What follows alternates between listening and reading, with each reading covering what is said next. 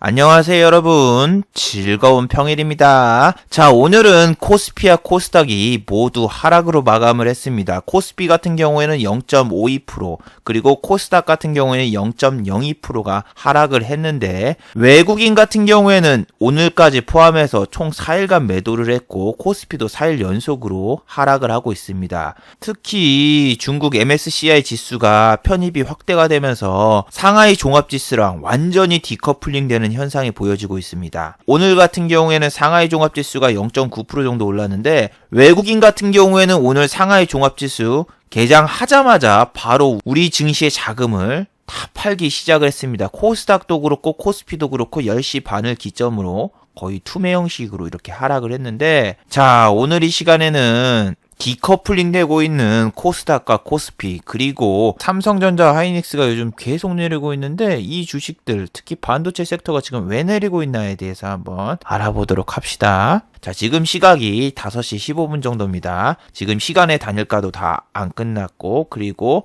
유럽장과 미국장도 개장을 안 했으며 야간 선물도 아직 개장을 안 했습니다. 그래서 몇몇까지는 배제를 하고 진행을 해보도록 하겠습니다. 자, 먼저 해외 시황과 그리고 국내 시황, 그리고 특징주를 한번 살펴보도록 하죠. 자, 먼저 해외 시황입니다. 자, 먼저 해외 시황입니다. 자, 다우 같은 경우에는 어제 1.76%인가? 그 정도 빠졌던 걸로 제가 봤거든요. 1.59%네요. 어제 정말 깜짝 놀랐어요. 야간 선물 같은 경우에는 전혀 나쁘지가 않았었거든요. 야간 선물은 나스닥 같은 경우에도 어제 이렇게 상승을 하고 있었고, S&P 500 지수도 상승을 하고 있었어요. 근데 10시 50분 딱 넘고 갑자기 내리기 시작하더니 장이 기작하니까 그냥 1% 가까이 팍 빠지면서 내려가는데, 와, 저는 트럼프하고 시진핑이 무역 협상이 취소됐나 그런 생각도 했습니다.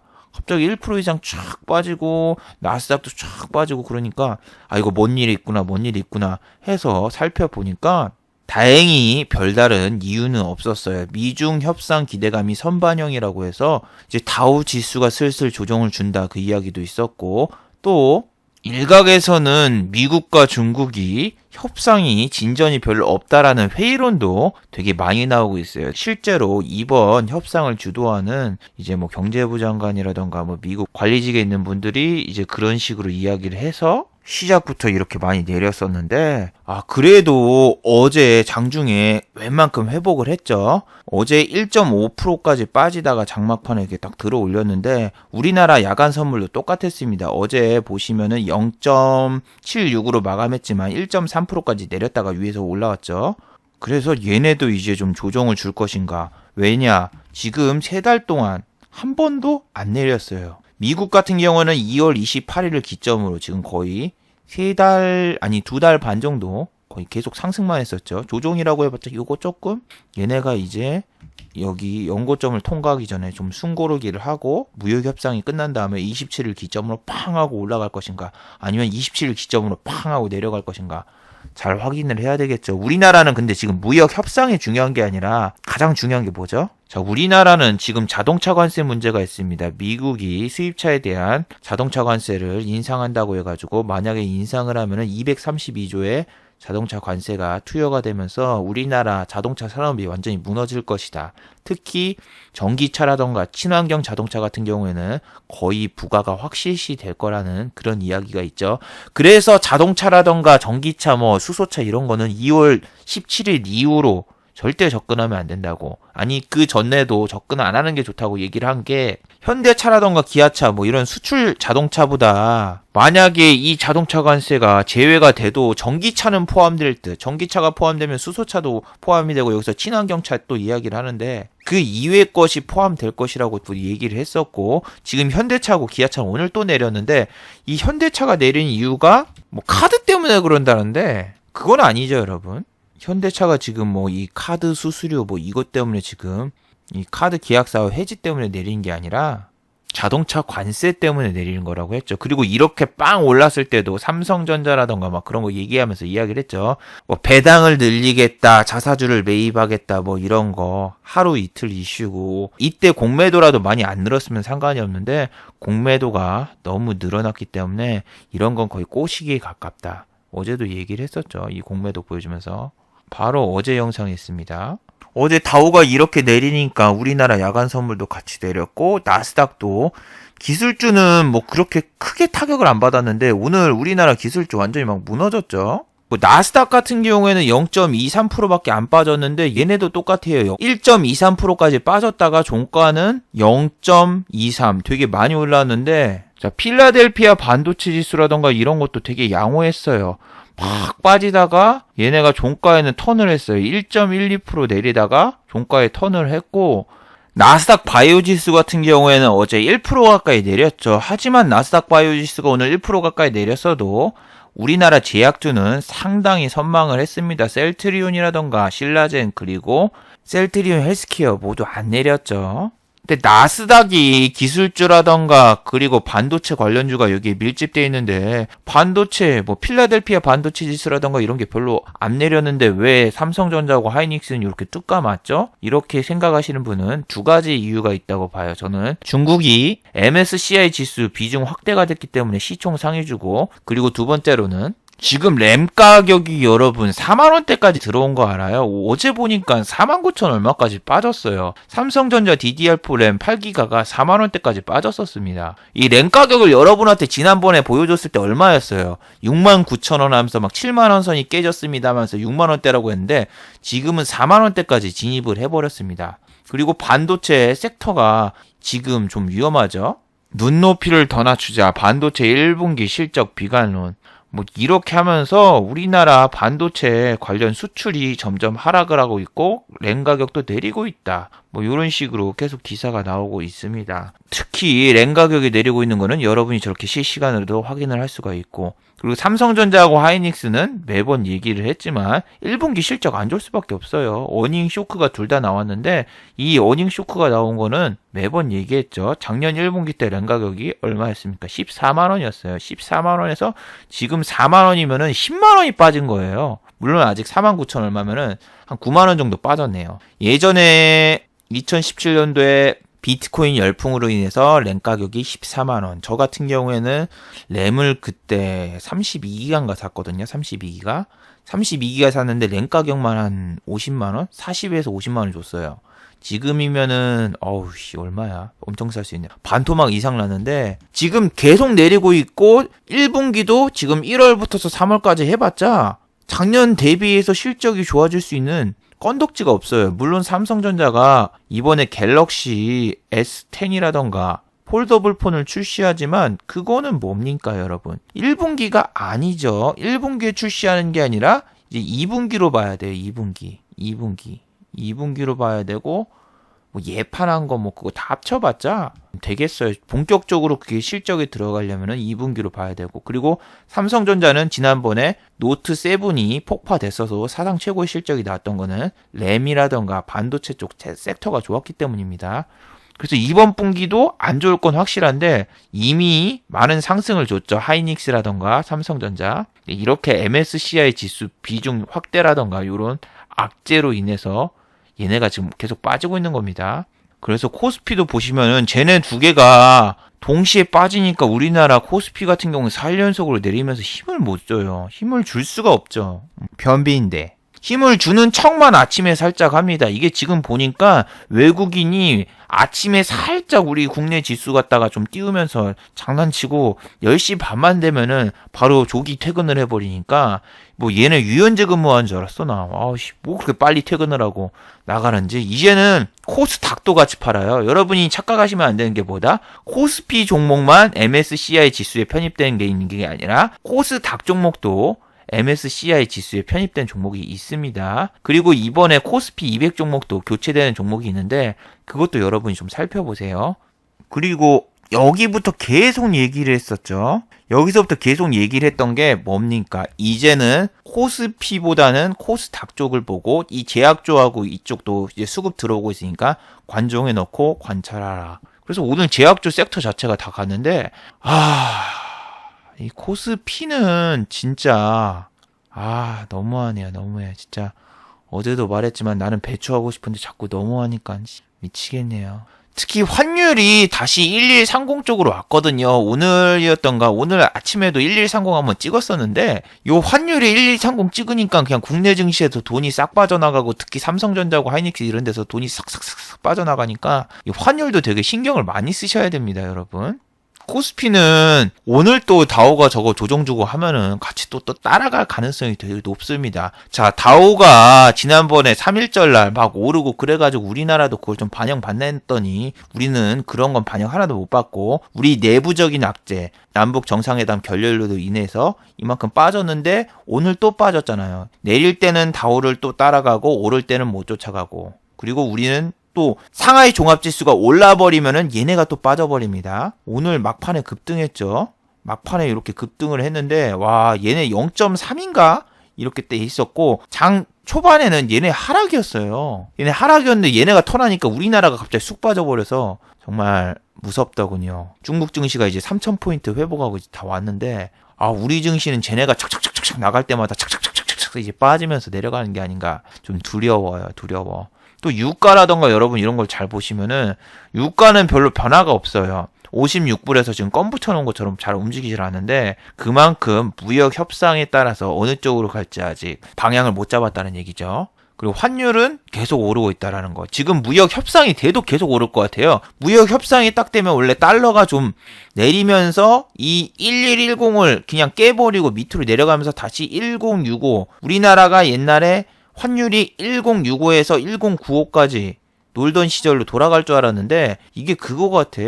나는 옛날에 IMF 한국에 왔을 때 그 아이스크림이 하나에 쌍쌍바라던가 뭐 빙그레에서 파는 쭈쭈바가 하나에 50원에서 100원 했잖아요. 저는 IMF가 끝나면 다시 쌍쌍바하고 이 쭈쭈바가 다시 100원, 50원으로 내려갈 줄 알았는데 500원으로 올라가더니 계속 올라만 가는 거예요. 지금 뭐 탱크보이나 이런 거 쌍쌍바 하나 사 먹으려면 막 1,000원, 막 메로나 900원, 800원 막 그렇게 팔잖아요. 편의점이나 이런 데서. 그래서 이 협상이라던가 이런 게 끝나도 환율은 이렇게 고정이 돼 버리는 게 아닌가 이런 생각마저 합니다. 이미 한번 오른 환율을 내리려면은 뭐가 필요할까요? 이 아베처럼 엔저 정책, 엔화를 일부러 내려서 이 내수 경제라던가 이 무역을 활성화시키려는 이런 정책이라던가 이 아베노믹스처럼 요거 국내 경기 살리고 이제 수출을 증대시키겠다고 하면서 뭐 트럼프가 뭐 나서고 뭐 그러지 않는 이상은 이게 환율이 쉽게 옛날처럼 돌아갈 것 같지가 않아요. 이게 아니 이게 부역전쟁 딱 끝나도 내려봤자 1110에서 막 놀고 그러는 거 아닌가 그런 생각도 합니다. 그리고 엔화도 보시면은 다시 1,000원 이하대로 내려오질 않고 있어요. 나쁜 놈들. 이 외국인이 MSCI 지수 중국 비중이 확대가 될 경우에는 우리나라에서 자금이 4조 원 가까이 팔 거라는 그런 기사가 되게 많이 나왔죠. 저는 참치는 동원이라고 생각하는데 외국인은 사조 참치를 좋아하나 봐요. 자, 아무튼 그런 기사가 나왔는데 그게 정말 월터의 상상은 현실이 된다처럼 현실이 되려고 하고 있어요. 계속 팔고만 있어요. 그리고 연기금도 갑자기 막 팔기 시작합니다. 어머나 얘네도 눈치 살살 보더니 외국인을 따라가고 있어요. 근데 금투만 사죠. 금투 얘네는 왜 이렇게 많이 살까요? 자, 지수를 어느 정도 지탱해주는 척하면서 지수가 오르는 순간 그 갭을 먹으려고 지금 저렇게 하고 있습니다. 삼성전자 외국인이 아무리 팔아도 금투가 다 받아주고 있죠. 연기금이 어마어마하게 던져도 금투가 다 받아주고 있죠. 그럼 얘네가 끌어올릴까요? 아니요. 얘네는 뭐 주식 대여를 해주거나 아니면은 이제 선물이라던가 뭐 다른 걸로도 수익을 다 낼 수가 있어요. 그렇기 때문에 여러분이 금융투자 걱정을 하거나 금융투자 막 평단가를 계산하면서 주식을 공략할 필요가 없어요. 얘네는 철저하게 이율 배반적으로 단타치고 거의 빠지는 식. 코스피 1900대도 요렇게 많이 샀다가 다시 지수가 올라오자마자 바로 먹튀하고 빠지는 이런 존재이기 때문에 여러분이 걱정하실 필요 없어요. 얘네 물려있으니까 쫄리겠구나라고 생각을 하는 것보다 본인 걱정이나 잘해야죠. 세상에 제일로 걱정할 필요 없는 사람이 누구누구? 연예인, 그리고 가수, 그리고 금융투자. 예. 근데 중요한 거는 이제 코스닥도 같이 내리고 있다라는 그 문제. 그리고 오늘 지수를 지탱해준 주체가 누구다? 개인. 개인들이 양쪽 다 지수를 지탱해줬는데 내린 종목 오른 종목 보셔도 코스닥 같은 경우에 549 종목이 오르고 647 종목이 내렸어요. 그리고 거래소 코스피 같은 경우에는 396 종목이 오르고 하락이 425 종목이죠. 어제보단 나아요. 어제 같은 경우에는 반대로 오른 종목이 훨씬 많았잖아요. 578 종목이 오르고 하락 종목이 264 종목. 이거는 거의 대북주에 많이 쏠리고 시총이 높아서 그랬던 건데 오늘 같은 경우에는 그냥 현대차라던가 반도체 섹터 그냥 모든 섹터의 주식이 쫙 빠지면서 지수가 요만큼 빠졌어요. 어제랑은 확실히 다른 거죠. 어제는 시총 큰 게 좀 빠져가지고 실질적으로 오른 종목이 많았었지만 오늘은 그냥 다 같이 빠졌다는 거. 다 같이 빠졌고 코스닥도 어제는 거의 1000종목 가까이 올랐었죠. 근데 1000종목 가까이 올랐었는데 지수가 2.38% 올랐는데 셀트리온 헬스케어라던가 아니면은 신라젠 그리고 제약주가 상승을 하면서 어제 지수가 이만큼 떴는데 오늘도 제약 쪽 섹터가 선망을 하면서 내린 종목이 많아도 지수 자체는 많이 안 빠졌죠. 그래도 얘네도 똑같이 외국인이 오늘 투매 형식으로 여기 던졌잖아요. 딱 10시 반부터서 딱 던지기 시작하니까 지수가 쫙 밀리기 시작했었는데 그래도 개인들이 오늘 받치면서 잘 올리더군요. 와 이거 오늘 스펙타클에서 얘네도 쫙 빠졌다가 올리는데 그리고 여러분이 오늘 체크하실 게 뭐냐면은 대북주도 오늘 올랐죠. 대북주가 오늘 왜 올랐어요? 자, 짐 로저스 아저씨가 내일 방한을 한대요. 뭐 금강산 사업 때문에 뭐 방문을 한다고 하는데 얘네 진짜 방문할 건가? 지난번에 북한 간다고 하고 뻥이었습니다 했었는데 오시려나? 6일이면 내일인데 아무튼 이 아저씨가 온다고 해도 여러분 금강산 안 돼요. 개성공단 안 돼요. 자, 그리고 뭐 통일부에서 금강산 관광이랑 개성공단 재개 한미 워킹그룹에서 논의할 거라고 하는데 기본적인 걸 해야죠. 제재가 풀리고 이게 사업이 활성화될 수 있을 그 상황에서 이런 걸 해야지. 이거 탁상공론 아닙니까? 제재 자체를 안 풀어주는데 이거 백날 우리끼리 얘기해봤자 뭐합니까? 우리나라 뭐 이제 김정은 답방에서 여기 뭐 한라산 가가지고 트레킹하든 뭐라든 뭐합니까? 제재가 안 풀리는데 이거 한다고 오늘 뭐 한창이라던가 아난티라던가 뭐 요런 애들이 이렇게 싹싹싹싹 올라왔는데 DSLR 제강이랑 이거 절대 뭐 따라 들어갈 필요도 없죠. 오늘 보시면 알죠. 외국인은 철저하게 단타 저런 뉴스 자체를 이용해서 단타 치고 빠지고 여러분을 꼬시면서 빼는 거지 이거를 다시 뭐 이런데 위까지 올려가지고 여기 뭐 탈출 기회를 준다. 꿈도 꾸지 마시라고. 어제 영진약품 막 보여주면서 계속 얘기했던 게 이 계단식으로 골라먹는 재미를 주면서 빼버린다. 여러분은 계속 상상만 할 수밖에 없다. 요렇게 영진약품도 KTNG 합병 갔다가 요렇게 꼬셔놨고 그 다음날 하한가 가고 근데 하한가 간 이유가 없었어요. 그냥 쓱 빼버리고 그 다음에 싹 올리는데 여기 10,000원에서 16,000원까지 가니까 아 이거 개미털기였구나. 고점 돌파를 위해서 잠시 에너지 축적을 한 거였구나 하면서 이런 데서 따라잡은 사람들 그 뒤로 16,000원을 찍은 적이 한 번도 없이 슉 흘러내려가지고 지금 얼마? 7,000원이에요. 7,000원.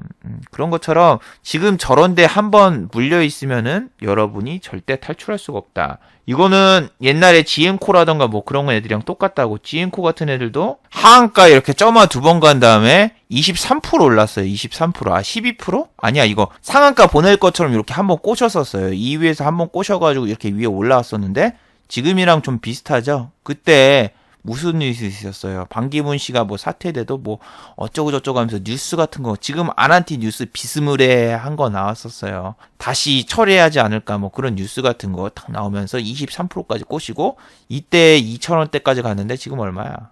지금 1,900원이야. 아, 왜 차트가 있다고 그래야 되지?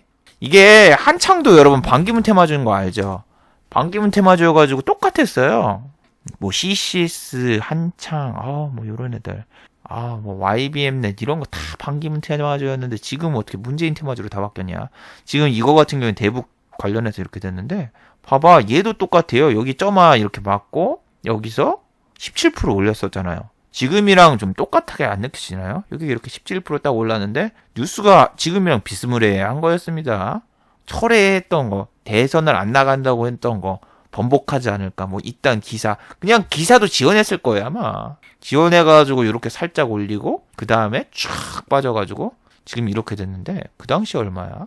지금 여기서도 이렇게 17% 18% 올라왔죠? 좀 느낌 오죠 그때처럼? 얘가 이렇게 해서 쫙 올릴까요? 절대 없죠. 그러면 오늘 외국인이었던 이런 애들이 더 사가지고 기대감 주고 했어야 되는데 개인들이 이렇게 장난치죠. 그럼 공매도라도 뭐 별로 없나? 공매도도 오지게 많아요. 여기. 그래서 여러분이 지금 저렇게 꼬시면서 빼는 거 저런 거에 넘어가면 안 돼요. 설령 저게 오르더라도 여러분이 배 아파하거나 뭐 그렇게 하실 필요가 없어요. 이웃사촌이 땅 샀을 때는 배 아파해도 되지만 이거는 뭐 별로 그렇게 좋아할 게 아니에요. 얘가 이걸로 해서 여러분 수익이 났다. 그러면은 여러분은 계속 뭔가 악재가 터진 종목 들어가가지고 밑에서 투매잡기 하다가 두 번째는 뭐 상패되거나 아니면 점화로 계속 내려가가지고 좀 다 날리는 그런 나쁜 습관 자체가 될 수가 있습니다. 자, 그리고 오늘 셀트리온이라던가 이렇게 신라젠 이런 애들이 올랐는데 오늘은 셀트리온이라던가 이런 데 보시면은 양매수 이렇게 들어왔죠. 셀트리온 헬스케어하고 셀트리온 오랜만에 양매수도 들어왔고 아침에 살짝 쫙 올렸다가 이렇게 빼버렸는데 4%까지 올렸다가 1%로 마감되는데 이거는 그 중국장 개장한 다음에 중간에 빼버리더군요. 봐봐 9시 50분까지 딱 하고 자 우리 퇴근하겠습니다 하면서 이제 퇴근 촥 하잖아요. 아 이게 진짜 짜증난다니까요. 자 우리 퇴근할게요. 10시 반에 촥 퇴근하고 튀었어요. 분명히 수급도 얘네가 잡혔었거든요. 물론 이게 개인이 팔아서 그렇다가 아니라 외국인이라든가 이런 애들이 더 샀다가 중간에 팔았어요. 그래가지고 여기에 남은 분량이 이렇게 남아있는 거지 저게 아니거든요. 자 이렇게 셀트리온 헬스케어든 신라젠이든 뭐 파미셀이든 뭐든 막 다 올라왔잖아요. 오늘 올라왔고 대북주도 동시에 올라왔다. 옛날 같은 경우에는 대북주하고 그 다음에 여기 제약주 두 개가 있으면은 이 제약이 오르면은 얘가 내리고 얘가 오르면 얘가 내리고 했는데 오늘은 둘 다 동시에 다 올랐습니다. 근데 이 오른 이유는 대북주는 꼬시고 빼기 위해서고 이 바이오 쪽은 이제 나스닥 바이오 지수라던가 여러 가지 영향으로 인해서 올라오는 겁니다. 근데 나스닥 바이오 지수는 어제 1% 내렸는데도 불구하고 지금 이 셀트리온이라던가 신라젠 쪽이 오는데 내일은 내릴 수가 있어요. 내일은 이렇게 바이오 쪽이 좀 조정을 줄 수가 있어요. 매일 오르는 주식도 없고 매일 오르는 섹터도 없어요. 살짝 조정을 주다가 좀 뺐다가 사람들이 좀 이제 여기서 익절할까 손절할까 고민하게 한 다음에 나중에 이렇게 막 치고 올리고 뭐 그런 식으로 하지 이게 쭉쭉쭉쭉쭉쭉쭉쭉 그동안 조정을 줬다 해서 올리기는 솔직히 힘들어요. 자 만약에 오늘 나스닥과 그리고 다우가 잘 나간다. 지금 상황으로 보면 그렇게 나쁘지가 않죠. 잘 나간다 하면은 내일 아침에 살짝 바이오 섹터가 착 상승하다가 그리고 좀 빼버릴 수도 있습니다. 왜? 남들 다 빠질 때 얘네는 이틀 연속으로 이렇게 오르고 그랬잖아요. 뭐 얘네야 뭐 남들 갈 때 계속 빌빌대고 뭐 못 가고 뭐 그런 것도 있는데 전체적으로 바이오주가 지금 오른 주식을 보면은 실적이 별로 안 좋고 가벼운 주식. 옛날에 바이넥스 얘 2만 얼마인가 3만 얼마에 내가 옛날에 매매했던 적이 있었는데 맞지. 2만 얼마 맞아요. 지금 이렇게 됐는데 오늘 12%는 바이넥스도 이 재무제표나 이런 걸 살짝 보시면은 안 좋죠. 뭐 셀로메드 얘는 진짜 하지 마세요. 얘는 무슨 뭐 치료제 뭐 개발한다 뭐 FDA 승인 받는다 뭐 한다 하면서 맨날 상한가 근처까지 한번 꼬시고 그 다음날 쫙 빼버리는 나쁜 종목인데 오늘 이렇게 살짝 올라왔는데 얘는 재무제표 보시면 진짜 쓰레기라는 걸 알죠? 이거 상패심사 안 들어가는 게 더 이상한데 이게 아마 지난번에 감자를 했을 거고 신라젠 같은 경우에는 실적이 개판인데도 뭐 기술특례 상장인가 뭐 그걸로 했을 텐데 그렇게 상장한 거는 이렇게 보시면은 신라젠 같은 경우에는 기술특례 상장사 같은 경우에는 4년 연속으로 영업손실이 발생이 돼도 이게 관리 종목으로는 지정이 안 돼요. 근데 셀로메드 같은 경우에는 제가 찾아보니까 2017년도에 자본 잠식 감소를 위해서 감자를 했죠. 강원도 감자처럼 이 감자를 했었기 때문에 안 들어간다고 했는데 저게 2017년도니까 2018년, 2019년도 얘는 안 좋아요. 얘는 맨날 뉴스 그리고 기관의 수급이 전혀 없는 그런 검은머리 외국인이 장난치는 주식이고 상위 거래음에 보면 항상 이렇게 메릴 린치, 메릴 애들이 단타치는 그런 종목이라서 이런 종목은 그냥 건드리지 마세요. 얘 먹어도 문제입니다, 진짜. 그리고 5만 원대 진입해 있는 뭐 삼천당 제약 같은 경우 있는데 얘 같은 경우에는 작년에도 되게 잘 나갔던 걸로 내가 기억하고 있거든요. 얘를 매매를 했었어. 얘를 작년엔 안 매매했구나. 얘를 계속 봤었어. 그래서 작년 1월 달인가에도 되게 올랐던 걸로 기억을 해요. 작년 1월과 2월 달 봐봐. 이게 무역 전쟁 때문에 2월 달에 코스닥 지수 그리고 코스피 지수가 완전 박살났을 때 그때도 이렇게 신고가를 갔던 그 종목인데 이번에도 기염을 토하면서 올라왔어요. 이 신고가 돌파하고 이렇게 찍었네 얘도. 근데 얘 같은 경우에는 지속적으로 이렇게 외국인 수급이 있고 기관은 팔고 있는데 얘 거래해보신 분 알겠지만 얘 아침에밖에 살짝 안 뜨고 거의 슈팅이 잘 안 나와요. 그리고 얘는 재무제표 봐도 문제가 없어요. 적자 기업도 아니고 실적도 상당히 괜찮았었어요. 근데 얘 보시면 알겠지만 오늘 같은 경우는 거래량이 별로 없어서 그런데 슈팅이 아침에만 살짝 나오고 11시인가 뭐 보통 1시 이전에만 살짝 나오고 그냥 끝나버려요. 삐용 하고 죽어버리죠. 10시 이전에 죽고 이런 거 다 체크해놔 봐야 돼요, 여러분이. 11시 반 정도에 항상 슈팅 한번 나오고 끝나요. 그 전에 한번 이렇게 슈팅 나오고 쫑쫑쫑 이런 식으로 되는데 이 종목은 이 중소형주라서 여러분이 진짜 거래량도 10만, 20만 뭐 이렇게 나오는 날이 생각보다 별로 없거든요. 그래서 아침에만 슈팅이 팡 하고 나오고 그 다음에 오후장에 좀 질질질질 새면서 이렇게 빠지는 날이 되게 많은 종목이니까 여러분이 이런 종목은 진짜 특성을 잘 파악해서 매매를 해야 됩니다. 빠지다가도 이 밑에서 이렇게 척 치고 올라올 날도 있지만 이게 좀 되게 힘들어요. 진짜 너무 그냥 껌 붙여놨어. 움직이지 않을 때가 너무 많아가지고 종가에 살짝 동시호가 이렇게 착 잡거나 뭐 그럴 때는 있지만 별로 그 장중에 움직이면 되게 더디고 느려요. 그래서 제약주도 여러분 지금 옥석 가리기 진짜 잘해야 돼요. 저는 셀트리온이랑 셀트리온 헬스케어는 올라도 건드리지도 않고 상승폭이 너무 낮아서 안 해요. 그리고 공매도도 많아서. 그래서 다른 제약주들 뭐 이런 거 뒤져가지고 이번 연도에는 한번 해볼까 말까 생각을 하고 있습니다. 왜? 조정을 되게 길게 해줬으니까. 길게 해줬고 실적 발표도 미리 한 종목도 꽤 많고 지금은 반도체라든가 다른 데 수급이 빠져서 다른 섹터로 옮겨가고 있으니까. 제약바이오는 제가 안 건드리는 시기가 실적 발표 시즌인데 실적 발표가 끝났으면은 매매할 수 있는 타이밍이 나오죠. 그래서 저것도 지금 제약주도 살짝씩 보고 있어요, 저는. 그리고 나노스라는 이 종목 같은 경우요, 오늘 하락률 상위 종목이 있었죠. 얘는 건들면 위험한 종목이라고 했죠. 재무제표만 봐도 정말 쓰레기여서, 얘 이번에 관리 종목에 편입될 수 있는 가능성이 충분히 있습니다. 이렇게 얘기를 했었고, 얘는 옛날에 그냥 무섭게 막 오르던 종목이에요. 이걸로 보지 말고 이걸로 보면은, 이때 미친듯이 막 올라가지고, 이놈 상패되나 생각을 했었거든요. 이놈이 뭐 차등 감자인가 뭔가 강원도 감자는 아니고 차등 감자 뭐 한다고 해가지고 아마 광림한테 뭐 유상증자인가 뭔가 받아가지고 맞네 차등 감자 해서 이렇게 다시 좀 살아났는데 그래도 건드리면 안 되는 종목이에요. 근데 적자 지속 이렇게 뉴스가 나왔단 말이에요. 32억 원 규모의 영업 적자. 근데 오늘 뭐 뉴스에 보니까 관리 종목 이슈 해제 라고 하는데 전 이게 좀 이해가 안 돼요. 아니 적자가 지속이 됐는데 관리 종목 이슈가 해소가 됐다고? 적자 폭을 축소를 했다고 밝혔다. 기사를 잘못 쓴 거 아니야? 전년 대비해가지고 손실을 약 80% 가까이 줄였다. 적자는 지속되지만 이게 줄여가지고 이렇게 됐다라는 이야기네요. 근데 오늘 주가는 내렸죠. 어제 이렇게 단타 치는 외국인들이 사놓고 오늘 다 팔고 튀었네요. 끔찍하다, 끔찍해. 이게 뭐 골드 퍼시픽이라던가 뭐 그런 애들 같은 경우에는 어제 관리 종목 이슈 해소될 것 하면서 쫙 끌어올리고 그랬었는데 이놈도 관리 종목 뭐 이슈 해소될 거 하면서 22%까지 올려놓고 이렇게 했는데 뻔하게 얘도 공매도 쳐놓고 작전 쳤을 것 같은데 관리 종목 이렇게 이슈를 탈피해도 뭐 상한가 랠리라거나 점상 랠리라거나 그런 상상 자체를 여러분 안 하시는 게 좋아요. 그런 거 노리고 이렇게 반대로 역배팅 해가지고 이렇게 들어오는데 이런 종목 자체에 여러분이 관심을 안 갖는 게 좋습니다. 주식의 기본 자체가 실적이 좋고 우상향하고 그러면서 수급도 좋고 뭐 그런 걸 보셔야 되는데 그냥 완전 적자 쓰레기에다가 뭐 아니면 또 이거 상패 될까? 아니야 상패 안 된다고 급등하겠지? 뭐 그런 종목만 찾아가지고 많이 먹으려고 하지 마세요. 실적 시즌에 진짜 짝콜 게임 하시는 분들이 너무 많아. 남북경협주도 똑같았죠. 자, 그리고 유가 같은 경우에는 별다른 변화가 없었는데 오늘 LCC 항공주가 다 무너졌습니다. 자, 이건 티웨이 항공이에요.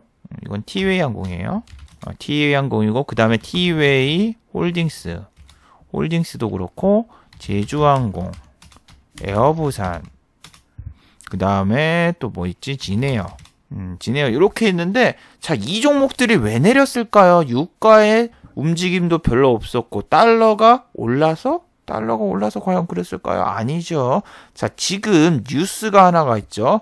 이번에 LCC가 9개로 늘어버렸습니다. 원래 드래곤볼처럼 7개가 된다는 소문이 있었는데 9개가 됐어요.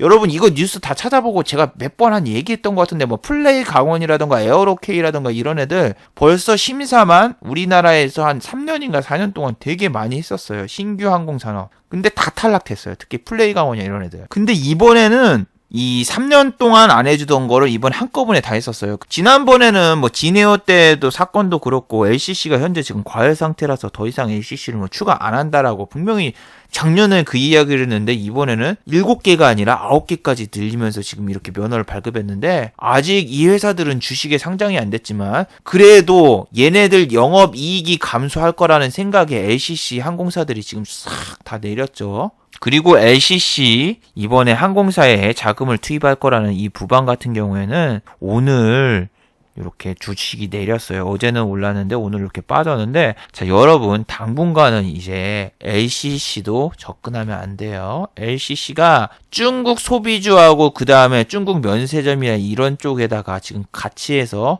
편류해서 같이 이렇게 상승하고 있었는데 지금 저런 악재가 터졌어요. 악재가 터졌으면은 지금 많이 안 빠졌다 이게 중요한 게 아니라 악재 자체가 있잖아요. 악재 자체가 있으면 이거 갖다가 뭐 영업 레포트라던가 뭐라던가 이런 거 더 쓰겠죠. 보통 이런 거 딱 나오잖아요. 뭐 선정하면은 어떻게 되는 줄 알아요? 그 다음에 좀 더 연구원들이 연구한 레포트들이 몇 개씩 나와요. 한 주간에 뭐 레포트 정리라던가 아니면 연구원들이 막 하면서 영업이익이 몇 프로 정도 감소하겠다 뭐 하겠다 하면서 악재 레포트가 나오고 투자 의견 보유 뭐 이렇게 하거나 뭐 아니면은 투자 의견 목표가 수정 뭐 이런 식으로 나옵니다. 우리나라는 절대 연구 리포터가 나오면은 매도라는 의견을 안 줍니다. 매도. 투자 의견을 매수는 하고 그 다음에 보유, 그 다음에 목표가 하향 이건 있어도 매도라는 이야기를 절대 안 합니다. 왜? 이 주식을 가지고 있는 사람들이 매도라는 의견을 놓으면은 너 때문에 주식이 내렸다면서 이 사람 집에 찾아가서 죽이려고 한 사건도 있고 뭐 그래가지고 절대 레포트는 매도라는 얘기를 안 합니다. 그래서 여러분이 이 사람이 매도하라고 안 했으니까 아직 끝까지 가져가도 되는구나 뭐 그딴 식으로 생각을 하면 안 돼요. 그래서 항공주 같은 경우에는 이렇게 수급도 좀 들어오고 했는데 저거 가다 왠지 또 빼버릴 것 같다라는 이런 불길한 예감이 살짝 들기 시작을 해요. 뭐 위기가 기회다 하면 이런 거 뭐 사시는 분들도 있는데 사고 싶으면 본인이 꼴리는 대로 한번 사고 그냥 본인 탓을 하세요. 자, 그리고 지금 자동차하고 전기차 섹터가 하락을 하고 있죠. 자, 뭐 삼성전기라던가 일진머티리얼스라던가 이런 애들 지금 신저가를 향해 막 달려가려고 하고 있어요. 얘하고 삼성전기. 올라온 지 얼마 안 됐는데 2월 17일 날 분명히 그거를 넌댔잖아요. 이제 우리나라 제발 자동차 관세에서 빼달라. 미국에다가 뭐 협조 요청이라던가 뭐 이런 거 공문 같은 거 보냈는데 그 기간 안에 키워야 된다고 계속 얘기했던 게 그런 겁니다, 여러분. 이게 한번 이슈가 되고 반대의 결과가 나오면 이렇게 위로 올라갈 수가 있지만 그게 여기서 미국이 싫어 니네 포함해야 돼. 그러면은 전기차만 아니면 친환경차만 좀 포함시키고 일반 차는 빼주면 안 될까? 요렇게 미국한테 빌어야 된다고요. 근데 전기차 같은 경우에는 이 결과가 어떻게 나오든 거의 다 포함될 것 같아. 그래서 얘가 11만 원 이렇게 딱 왔을 때도 얘 매매할 수 있는 기간이 여러분 별로 없습니다. 없고 그리고 뭐 남북 정상회담이라던가 뭐라던가 있으니까 어느 정도 이제 정리하고 나와야 된다. 근데 사람들이 정말 실수하는 게 뭔지 알아요? 이 이벤트 기간이 정해져 있다. 2월 17일이라고 해봐요. 그러면 나는 2월 16일까지만 보유하고 먹고 튀자. 근데 그게 가능할 것 같아요? 여러분이 2월 17일 날 이벤트라고 생각하면 다른 사람들도 다 2월 16일이라던가 그때 다 빼려고 하죠. 그때 빼려고 하면 이때 투매가 나오기 때문에 여러분이 이 손실 보고 못 빼니까 막 2월 17일 결과 나올 때까지 기다려보자 홀딩하다가 결과가 잘못 나와가지고 그 다음에 풍비박산 나는 게 보통 그렇죠. 저 같은 경우에는 이번에 북미 정상회담이라던가 뭐라던가 그런 거 있을 때 돈을 언제부터 뺐습니까? 최소 일주일에서 2주일 전부터서 현금화를 하면서 지켜보고 있었어요. 여러분 같은 경우에는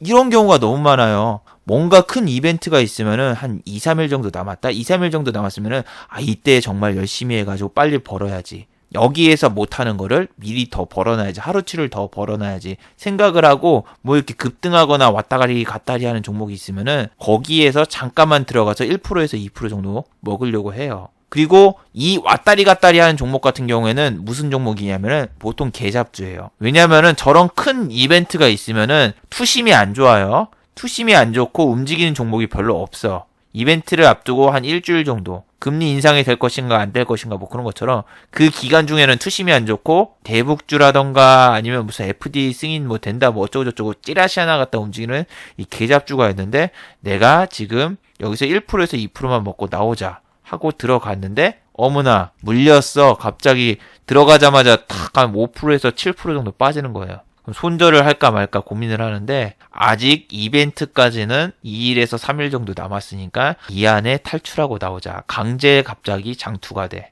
다음날 보통 개잡주 저렇게 찌라시로 오른 것 같은 경우에는 윗골이 길게 나오고 이 밑에 이렇게 물려있고 그런데 여기서 이벤트가 2, 3일 남았을 때 어떤 식으로 가냐면은 여기서 한 번 더 빠지고 여기서 한 번 더 빠지고 여기서 한 번 더 빠지고 이런 식으로 빼요. 왜냐? 여기에 물려있는 사람들은 빨리 탈출을 하려고 하고 그리고 이 밑에 살려는 매수세가 별로 없기 때문에 커다란 대형 이벤트가 있을 때는 이렇게 한 번 꼬셔놓고 빼고 하고 이 대형 이벤트가 실시가 되면서 같이 내려가요. 지수가 내리면서 요놈이 더 빠지는 거야. 더 빠지면서 여러분이 어떻게 된다? 돈이 필요하게 됩니다. 왜? 이 꼭대기로 갈 수 있는 가능성이 없어. 그럼 이제 물타기를 해야 되는데 물타기 할 자금이 없어. 그럼 대출을 할까 했는데 대출은 좀 그렇지.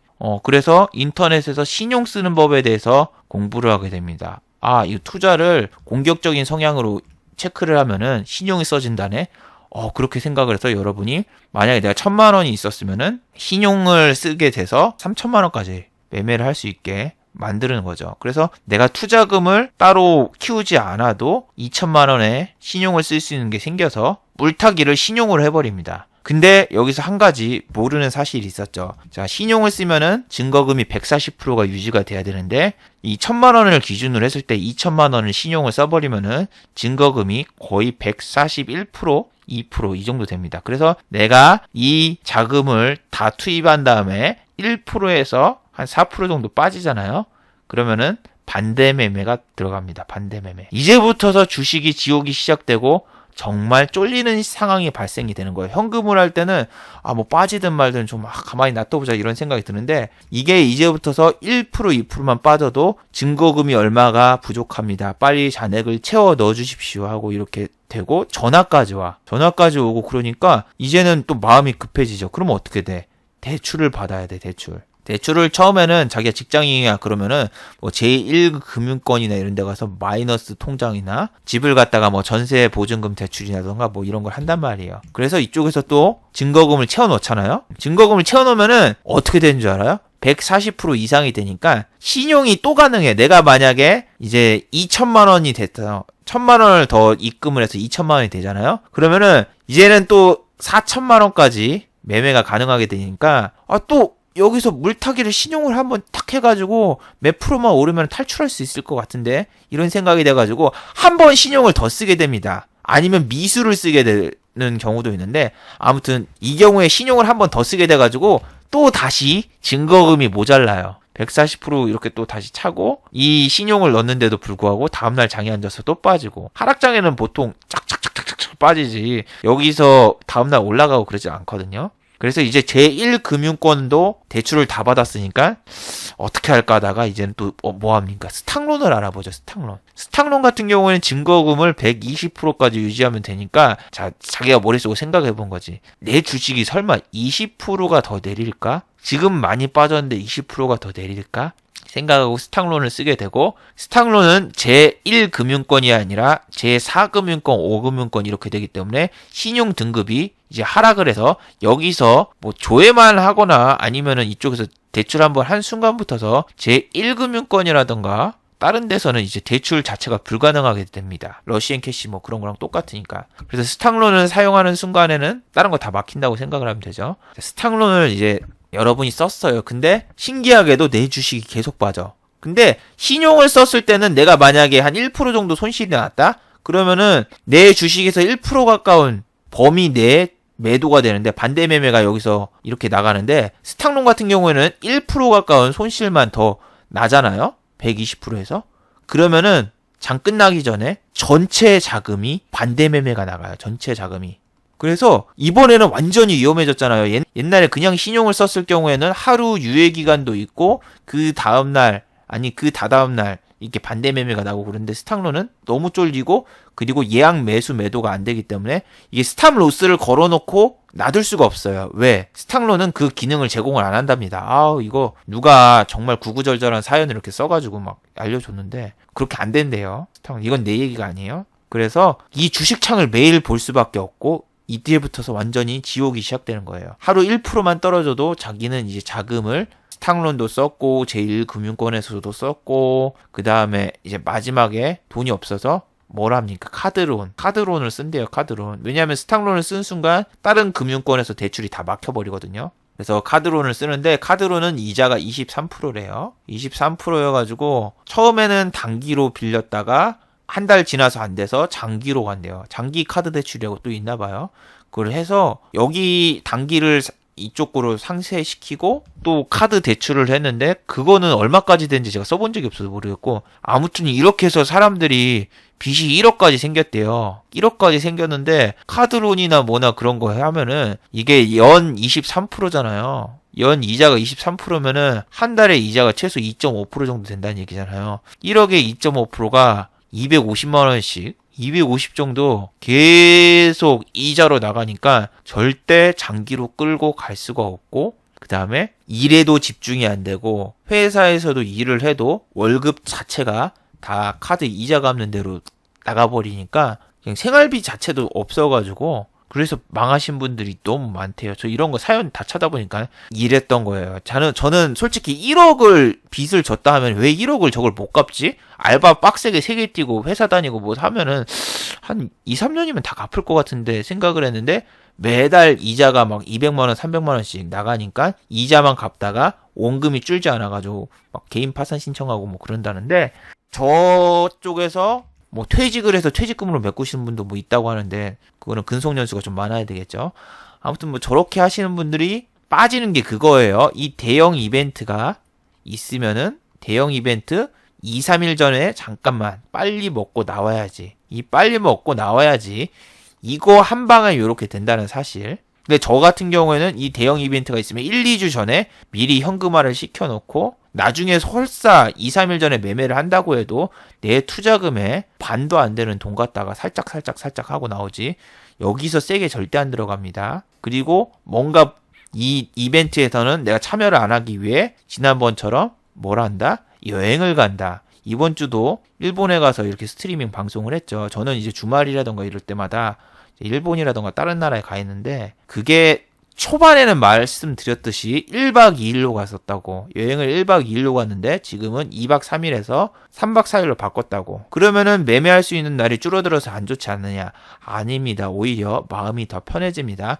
2박 3일로 가고 그러면은 내 주식 자금을 인출을 할 수 있게 됩니다. 왜 2박 3일 동안 쉬는 동안 이 통장에 계좌에 있는 돈이 현금화 시켰으면 다시 찾을 수 있으니까. 근데 1박 2일로 토요일, 일요일만 갔다 오면은 월요일 날 돼도 돈을 못 찾죠. 그날 하루만 쉬면 되는데 계속 투자금을 인출 안 하고 매매하게 되는데 2박 3일로 바꾼 다음에는 이 투자금 인출이 이제 내가 갔다 오고 나면 가능해져서 투자금 인출하고 다시 빼서 원래 원금으로만 하고 이런 식으로 좀 진정하는 효과가 있다고 계속 말씀드렸죠. 어제 강좌에도 얘기했지만 아니 어디 뭐 실패한 이야기라던가 뭐 이런 거 대북주 뭐 망한 스토리를 보면은 다 2주 전에 모든 커뮤니티라던가 아니면은 TV 증권방송이라던가 유튜브라던가 뭐 다른 데서 다 이 이벤트는 참가하셔야 됩니다. 이 이벤트 무서우시면은 어차피 전날에 정상회담 전에 빠지면 돼요.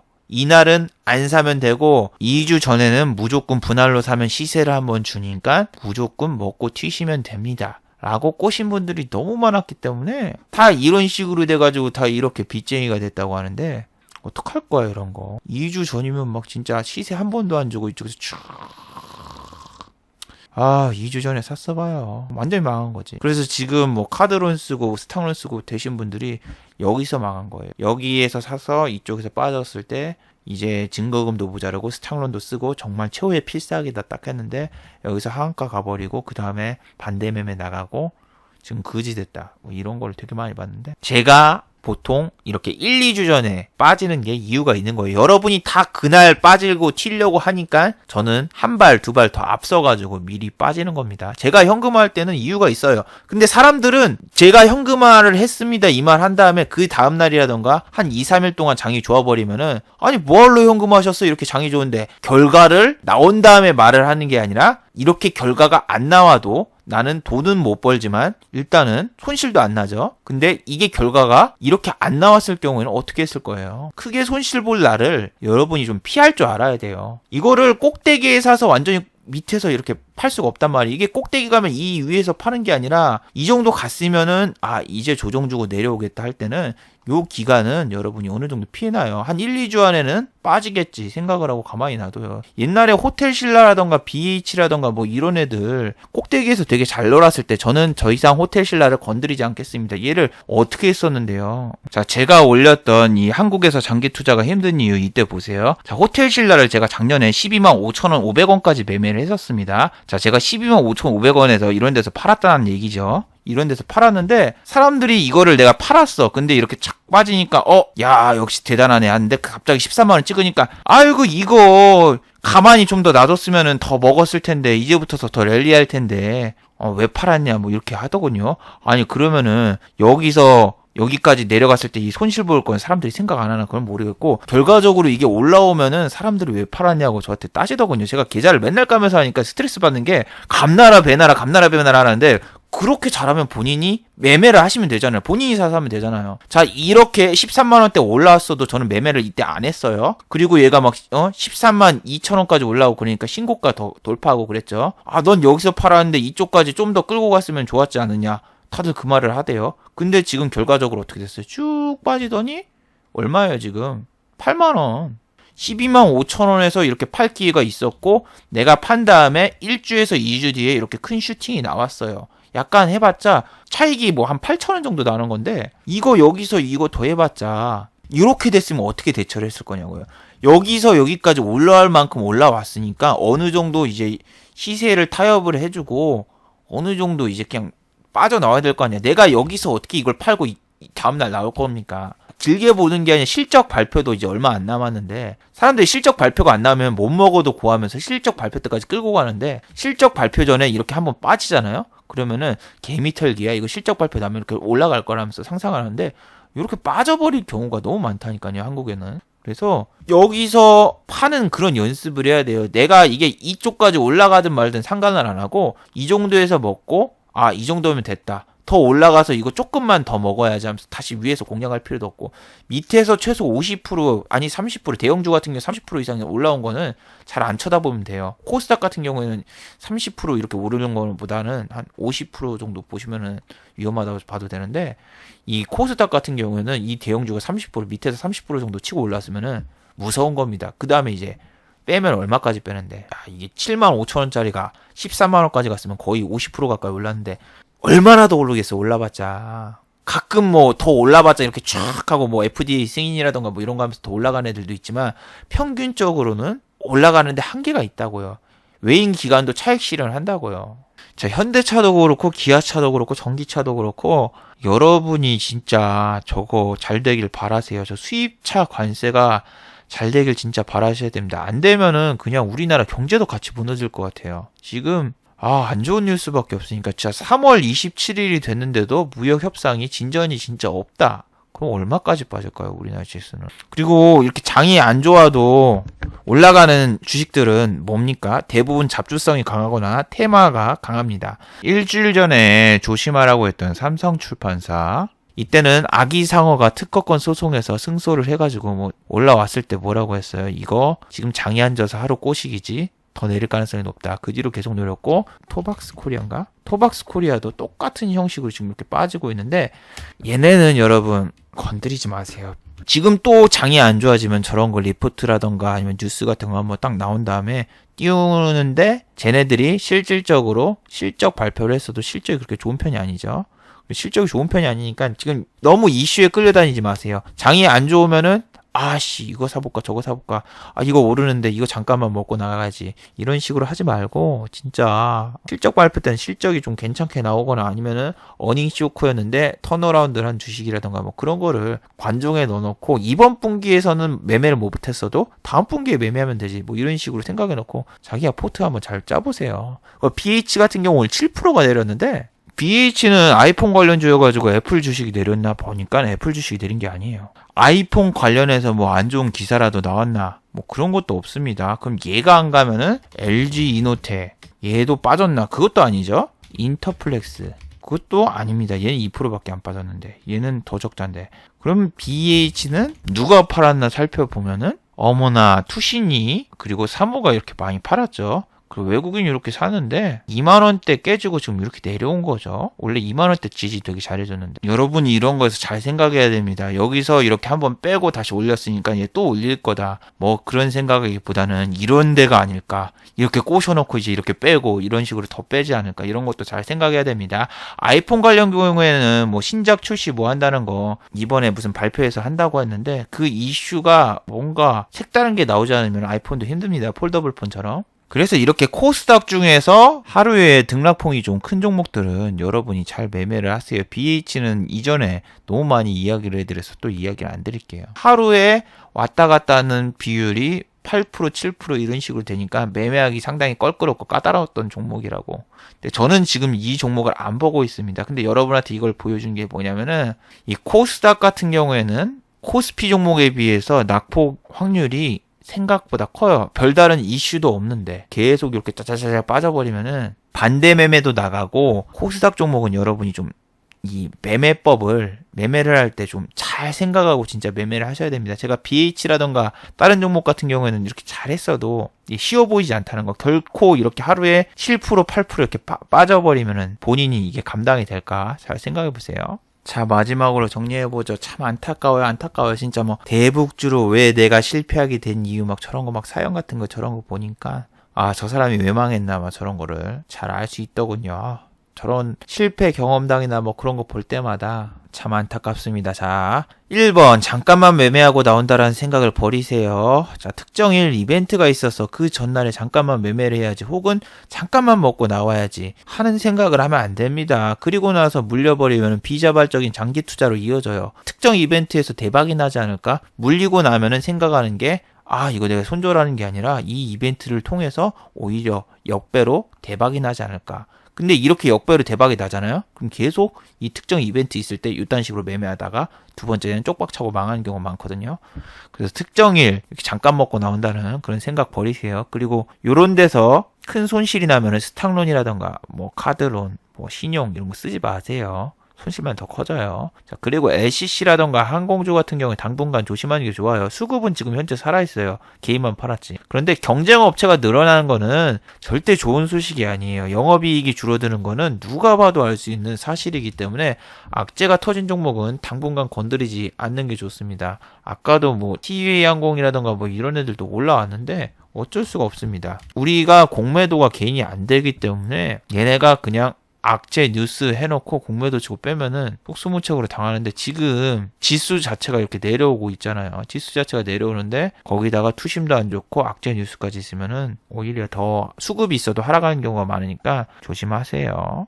자, 유튜브 광고도 끝까지 봐주시면 정말로 고맙겠고, 좋아요와 구독하기도 많이 눌러주시면 정말로 고맙겠습니다. 자, 이번 주 거래일수가 이제 수, 목, 금 3일 남았는데 3일 동안 우리나라 지수가 어느 쪽으로 이제 흘러갈까 잘 지켜보자고요. 자, 다들 수고하셨습니다.